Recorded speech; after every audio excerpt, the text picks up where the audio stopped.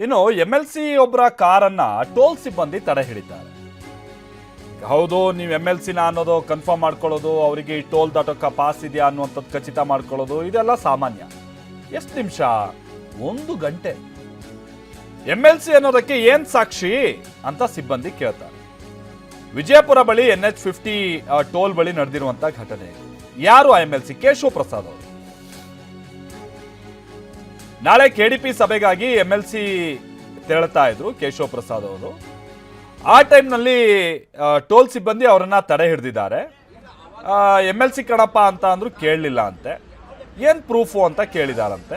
ಈ ಟೈಮ್ನಲ್ಲಿ ಒಬ್ಬ ವಿಡಿಯೋ ಮಾಡ್ತಾ ಇದ್ರಂತೆ ಚಾಲಕ, ಆತನ ಮೊಬೈಲನ್ನು ಕೂಡ ಕಸ್ತಿದ್ದಾರೆ ಸಿಬ್ಬಂದಿ.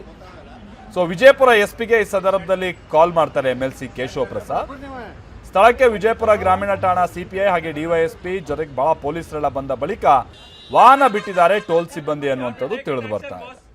ಇದನ್ನ ನೀವು ಬೇರೆ ಬೇರೆ ಆಯಾಮದಲ್ಲಿ ನೋಡ್ಬೋದು. ಒಂದು, MLC ಅನ್ನೋದಕ್ಕೆ ಸಂಬಂಧಪಟ್ಟಂಗೆ ಅಲ್ಲಿ ಪರಿಷತ್ ಸದಸ್ಯರು ಏನು ಹಾಗಾದ್ರೆ ಒಂದು ಗುರುತಿನ ಚೀಟಿ ಇಟ್ಕೊಂಡಿರ್ಲಿಲ್ವಾ? ಆಮೇಲೆ ಅವ್ರಿಗೆ ಟೋಲ್ ಪಾಸ್ ಇರುತ್ತೆ, ಅದನ್ನ ಇಟ್ಕೊಂಡಿರ್ಲಿಲ್ವಾ?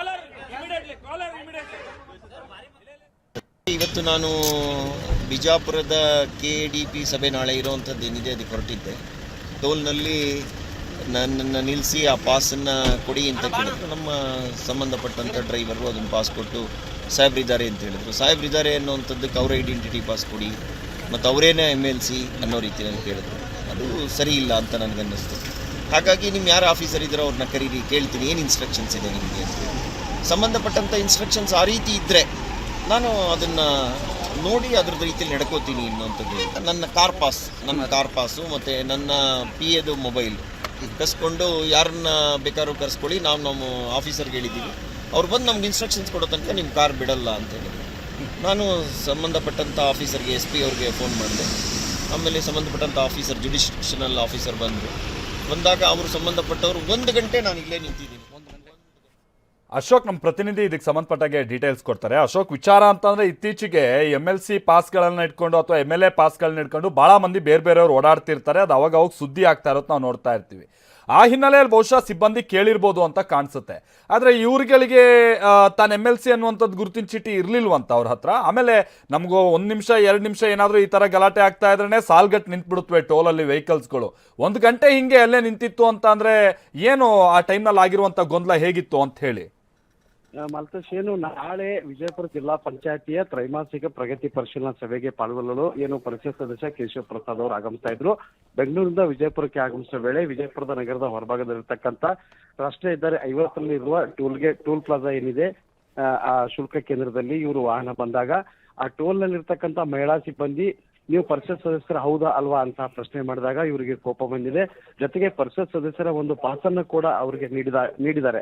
ಆ ಪಾಸನ್ನ ಪರಿಶೀಲನೆ ಮಾಡುವ ವೇಳೆಯಲ್ಲಿ ಕೇಶವ್ ಪ್ರಸಾದ್ ಅವರ ಕಾರಿನ ಚಾಲಕ ಕೆಳಗೆ ಇಳಿಕೊಂಡು ನೀವೆಷ್ಟೆಲ್ಲಾ ಪ್ರಶ್ನೆ ಮಾಡ್ತೀರಾ ಅಂತ ಹೇಳಿ ಆ ಮಹಿಳಾ ಸಿಬ್ಬಂದಿಯ ವಿಡಿಯೋವನ್ನು ಮಾಡಕ್ ಹೋಗಿದ್ದಾರೆ. ಆಗ ಮಹಿಳೆಯಾಗಿರ್ತಕ್ಕಂಥ ನನ್ನ ವಿಡಿಯೋ ಯಾಕೆ ಮಾಡ್ತೀರಿ ಅಂತ ಒಂದು ಕೋಪಗೊಂಡ ಮಹಿಳಾ ಸಿಬ್ಬಂದಿ ಅವ್ರ ಮೊಬೈಲ್ ಅನ್ನ ಕಸ್ಕೊಂಡಿದ್ದಾರೆ.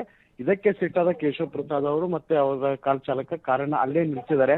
ಜೊತೆಗೆ ಪೊಲೀಸ್ ಅಧಿಕಾರಿಗಳು ಕೂಡ ಕರೆ ಮಾಡಿದ್ರು. ಸುಮಾರು 1 ಗಂಟೆಗಳ ಕಾಲ ಕಾರು ಅಲ್ಲೇ ನಿಂತಿತ್ತು.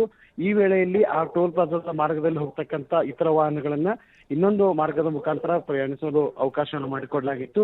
ಸ್ವಲ್ಪ ಮಟ್ಟಿಗೆ ಇದು ಪ್ರಯಾಣಿಕರಿಗೆ ಮತ್ತು ವಾಹನ ಸವಾರಿಗೆ ಕಿರಿಕಿರಿಯಾಗಿತ್ತು. ಇಲ್ಲಿ ಏನಂತಂದ್ರೆ ಒಂದು ಮಹಿಳಾ ಸಿಬ್ಬಂದಿ ಪ್ರಶ್ನೆ ಮಾಡಿದ್ದಕ್ಕೆ ಕೋಪಗೊಂಡದ್ದೇ ಕೇಶವ್ ಪ್ರಸಾದ್ ಅವರು ಮತ್ತು ಅವರ ಕಾರ್ ಚಾಲಕರ ಕೋಪಕ್ಕೆ ಕಾರಣವಾಯಿತು. ಮತ್ತೆ SP ಲಕ್ಷ್ಮಣ್ ನಿಂಬರ್ಗಿ ಅವರು ಕೂಡಲೇ DYSP ಮತ್ತು CPI ಅಧಿಕಾರಿಗಳ ಸ್ಥಳಕ್ಕೆ ಕಳಿಸಿದ್ರು. ಅಲ್ಲಿ ಸಿಬ್ಬಂದಿಗಳು ಒಂದು ಮಾಹಿತಿಯನ್ನ ಪಡ್ಕೊಂಡು ಮುಂದೆ ಕೇಶವ್ ಪ್ರಸಾದ್ ಅವರ ಕಾರನ್ನ ಅಲ್ಲಿಂದ ತೆಗೆದುಕೊಂಡು ಹೋಗುವಂತೆ ಒಂದು ಮನವಿ ಮಾಡಿಕೊಂಡ ಬಳಿಕ ಅಲ್ಲಿ ತೆರಳಿದ್ರು. ಇಷ್ಟೆಲ್ಲಾ ಒಂದು ನಡಿಬೇಕಾದ್ರೆ 1 ಗಂಟೆ ಕಾಲ ಕಳೆದಿತ್ತು. 1 ಗಂಟೆವರೆಗೂ ಕೂಡ ಟೋಲ್ ಸಿಬ್ಬಂದಿ ಟೋಲ್ ಪ್ಲಾಜಾದಲ್ಲಿ ಇರ್ತಕ್ಕಂಥ ಅಲ್ಲಿ ಆ ಮಾರ್ಗದಲ್ಲಿ ಯಾವುದೇ ವಾಹನಗಳು ಪ್ರಯಾಣ ಮಾಡಲಿಲ್ಲ. ಇದರಿಂದ ಸಾರ್ವಜನಿಕರಿಗೆ ಕಿರಿಕಿರಿ ಆದಂತು ಮತ್ತು ವಾಹನ ಸವಾರಿಗೆ ಒಂದು ತೊಂದರೆ ಆಗಿದ್ದು ಮಾತ್ರ ಸುಳ್ಳಲ್ಲ Maltesh. Okay, thank you Ashok.